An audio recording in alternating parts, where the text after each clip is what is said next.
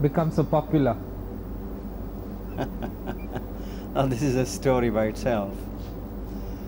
After Goldie made the guide, and the guide was very popular, especially so with the critics, and in terms of motion picture making, it set a lot of standards. Then the desire was to make another picture, and people like me and Goldie, we would not like to repeat ourselves when we make motion pictures, because I think every film should be different from the same maker. Otherwise, you are tied down into, you fall into a groove when you get. It's not creatively also interesting. And Jewel Thief was planned as a suspense story, and when the script was being written, now suspense and this character is a little intriguing. He fishes out something and people expect something else. It turns out to be something else. And I was in Copenhagen, and I'd gone there for filming a movie for somebody else. And I was passing through the bazaars and the shopping center, and I came across a cap, which I thought would be interesting for this character, and I bought it, and I brought it to the country, and I wore it in the picture. But this was not deliberate. But it so happens you do something in a film and it gets popular. The film was popular, the cap was popular, it became a cult, it became a trend. But as I repeat again, such things are never deliberately done. They just happen. If the film becomes popular, certain portions of the film or certain characteristics of the movie or certain mannerisms that you give to the film or to the characters, they go well with the audiences. So it became a craze, unknowingly, really. Which song from Jewel Thief do you like personally?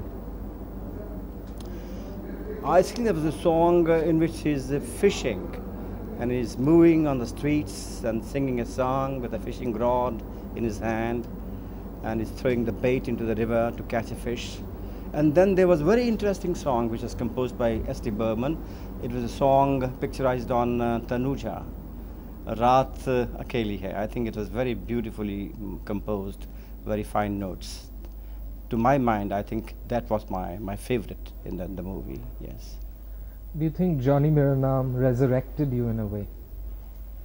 Well, some movie or the other always resurrects some actor or the other, one time or the other, because not all the films are hits. But Johnny Mera Naam was a super duper hit, and it certainly did a lot of good things for me as an actor, though I wouldn't have worried if it was not that way also.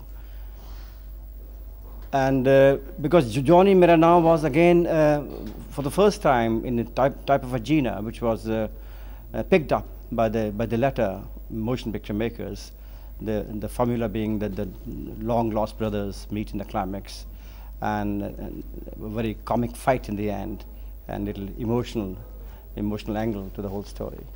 So I think Johnny Mera Naam does stand out as one of my big hits of my career. But I again say, hits have to be there, like flops have to be there. They are not planned deliberately. Movies are planned. Some movies become hits, some movies become flops. So Johnny Mera Naam could be quoted as one of my good hits of my career, yes. Did you ever ghost direct films? Ghost direct, please repeat the word. Ghost direct. When I accept a commitment as an actor, I make up my mind not to interfere with the director on the sets, because it's total discipline at that moment. If I don't like the script, if I don't like my character in the film, I say no, I'm not interested. But once I've accepted, and I accept knowing fully well that they'll do justice to my character and to my talent, and once I've made up my mind, I don't interfere with the director, unless he's doing something disastrous, which is wrong with the film, which brings me out into the open for a conflict or a discussion. Otherwise, normally, I sit quietly on the chair, I keep watching everybody else, I keep watching the director, I keep watching his movements, so that I assure myself, within myself, that everything's going all right, and I just have to follow the instructions of the director, and I follow the directions. So you didn't ghost direct Hum Dono? Goldie did, because Hum Dono was actually openly directed by Goldie, we did not give his name because we had a very wonderful friend in Amarjeet who was doing a publicity those days, and we gave his name, though actively Goldie was involved in the making of the film. Why did you choose Prem Pujari as your opening direction? If you look into the history of the films that I have made myself as a director, you'll see that I am always sold out to contemporary ideas or situations or stories that are happening today, newsy thoughts. At that moment, Prem Pujari, I think the Indo-Pakistan conflict had just happened, and it was a story of an unwilling soldier who picks up the gun in the climax. So that idea fascinated me, and I kept working on it. And after I did that,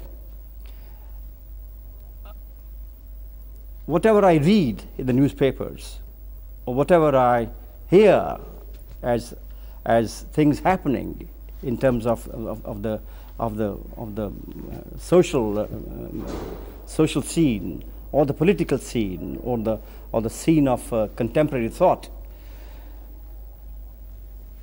it always happens that something happens to me with those ideas, and I get charged.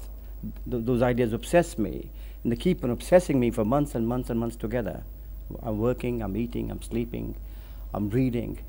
There's something in the subconscious that lingers, and then there comes a stage when they get hold of me in such a way that I can't get away from those thoughts, and I start taking a decision. I think this is a movie in my mind, I want to make it.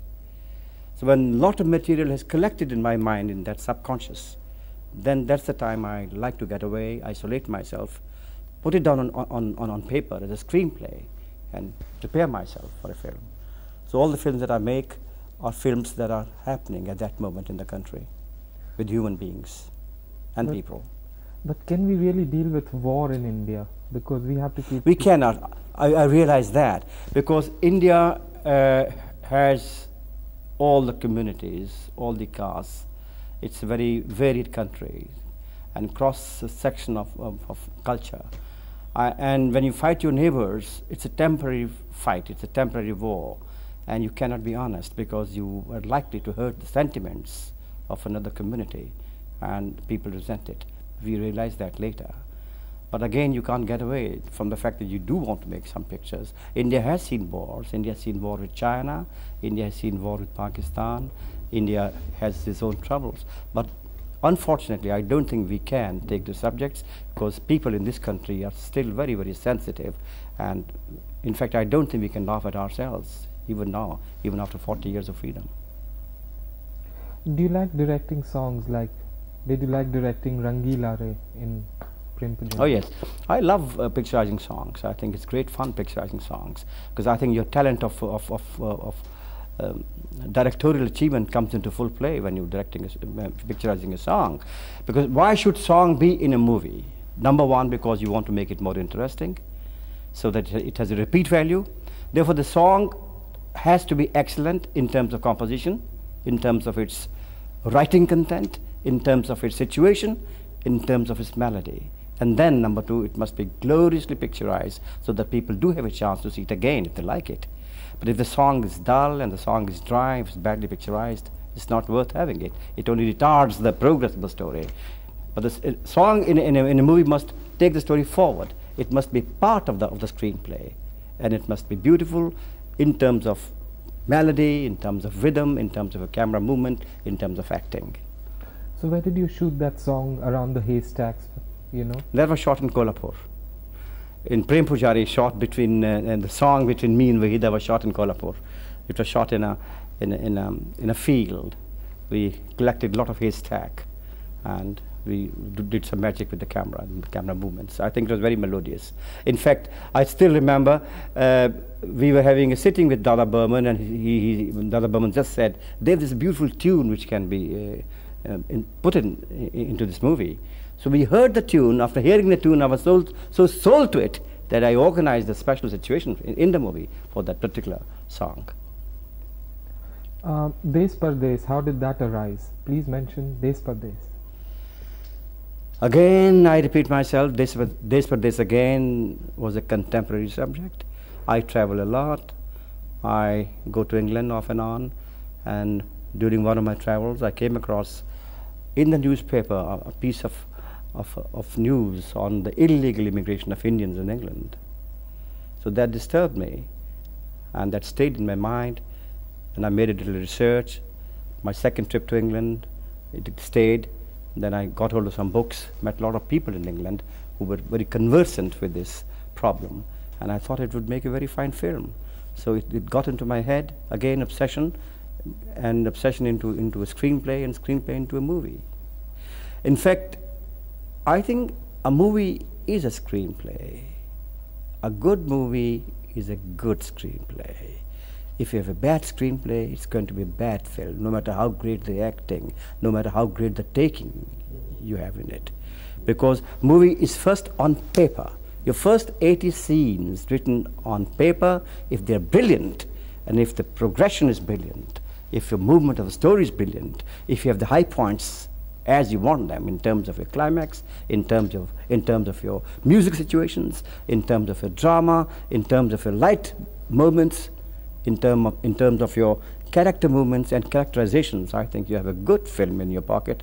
And then what remains is then the handling of the subject by the director, because ultimately it's the director who makes the film behind the camera. Nobody else does. If he has a good script, he's bound to make a great film if it's a good director.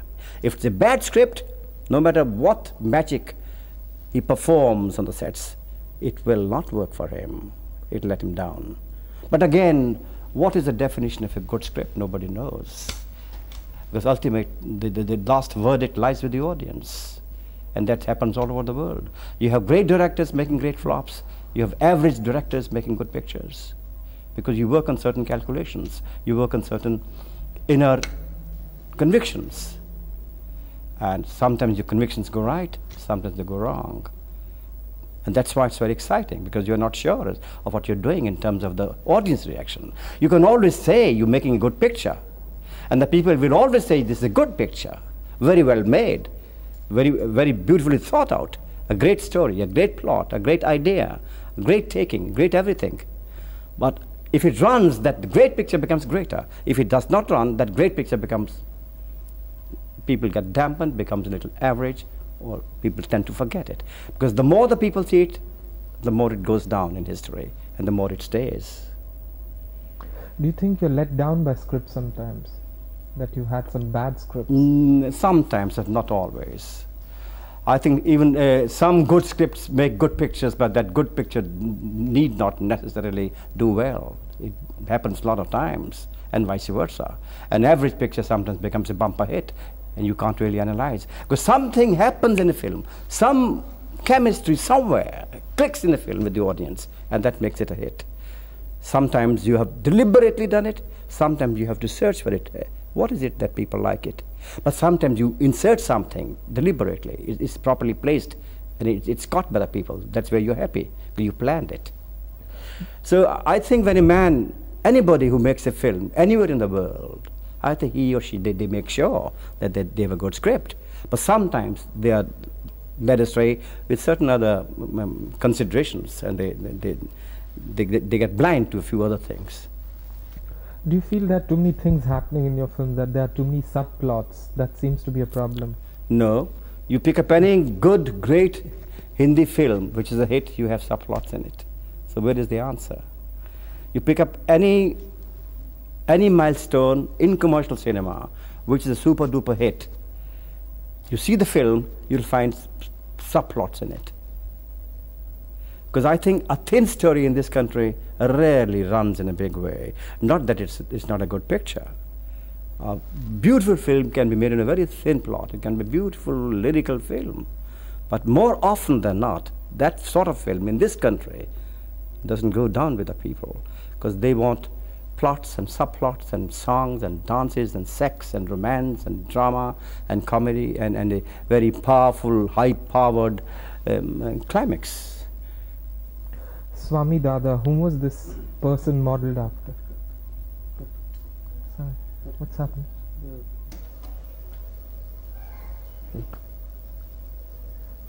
Swami Dada. Now the phenomenon of a Swami in America has been a cult. Even now it's a cult. A lot of Swamis in America, and a lot of millionaires and billionaires who are hung on these Swamis. In fact, they charter flights, come all the way to follow the feet of Swamis and seek their blessings. So during my ramblings in the States, I came across an idea, which again I got obsessed with. I said, this is a movie.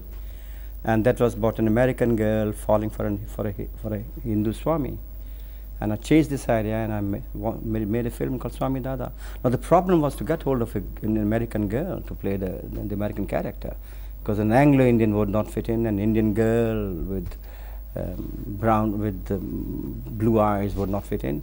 So I spent a few weeks in America looking for a very fresh young American girl who would fit the bill, who I could convince to come all the way to India and do my picture.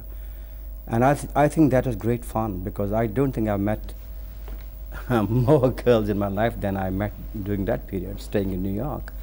And I can tell you something about the American mind. I think they're very adventurous, and they're very outgoing, and they seek for experiences in their lives. And you won't believe, almost everybody that I met and I interviewed in New York or in California or in Boston, they were keen to come to India to do the picture. And now it was tough pinning down the particular girl that suited my role, until the time somebody called me from Boston and said, there's a girl here who's very pretty and who can be cast. So I flew to Boston. I came and I met the girl and thought she was very good. I got her to New York. I had blow-ups taken. And when she came to New York, I had 5 other girls in mind. And then a friend of mine in New York, he threw a big party. We had all the 6 girls in the party. And nobody knew who'd be the one in Swami Dada. So the next day, we threw the news into the world that this girl was selected. And she was very brave. She came all the way to an alien culture, to an alien country, to an alien language, 18 years old, all by herself, to do a picture in the lead, standing on the sets in front of 700 people, singing songs, speaking the language, dubbing the picture, went back. It was very interesting. I used to explain to her the scene, speak the lines for her. She would record the lines in the cassette, go to her room, spend the night there, come back the next morning, speak the lines for me, ask the meaning, ask the pronunciation, and go back again. And you had censor problems? I think they liked the picture because the theme was good ultimately, except for the one scene which was a kissing scene. And now in the West it is so common that there cannot be a love scene without a kiss, even though it's happening in this country. I mean, there cannot be romance between man and woman without a kiss. It depends what type of kiss you want on the screen. One moment I did want in the picture, which is the culmination of the romantic development, when they kiss each other and they're committed to each other, and the girl has the child of the man. It was a very bold theme. She carries his child without his marriage. He comes back to the country. She comes all the way with the child. She delivers the baby, the love child.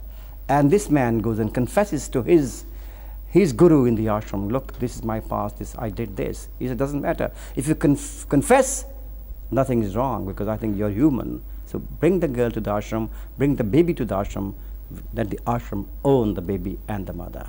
It was a very bold theme. And the people did not decry it. So this kissing scene, the censors said, you can retain the scene, but cut off a few frames, which made no sense to me. I think it probably pleases them, that it satisfies their ego if you cut a few frames and let the rest go. But the fact remains the kiss did stay in the picture, though the lingering kiss did not stay, which I wanted to stay, because it brings home the point when you have a moment like this. Do you find censorship a limitation? To a point, yes. I think my experiences, they are a set of intelligent people, and if you do the things in the right context, and if you can convince them, they do get convinced. The sense of both people, they do get convinced. But sometimes I think when it comes to a matter of little ego at times, and I think you yield a point and it passes.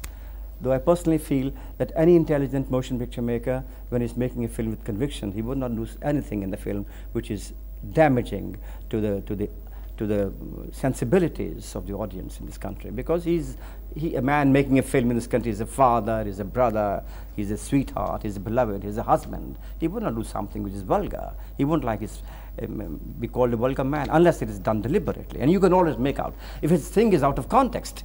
If it's thrown in for the sake of throwing it in, violence or sex, then by all means cut it off, throw it away. It's not required. But if it's required, then I think it should be played to the hilt. Otherwise, you don't derive the same effect as you need.